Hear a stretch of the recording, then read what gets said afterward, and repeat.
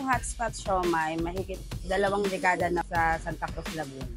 Binabalik-balikan po kami ng mga customer po namin kasi po yung hotspot siomai po namin, homemade po. Juicy po yung kanyang karni po, fresh po lagi at lagi pong bago. Tatagpuan po ang hotspot siomai dito po sa Poblacion 3, Santa Cruz, Laguna. Sigurado pong masasarapan po sila, siomai namin at sulit naman po, hindi po sila magsisisi. Ilalagay po namin siya sa cups para po mapanatili po yung pagiging juicy po ng siomai namin. Saka para din po maiwasan yung pagkadikit-dikit po niya at masira po yung mold po.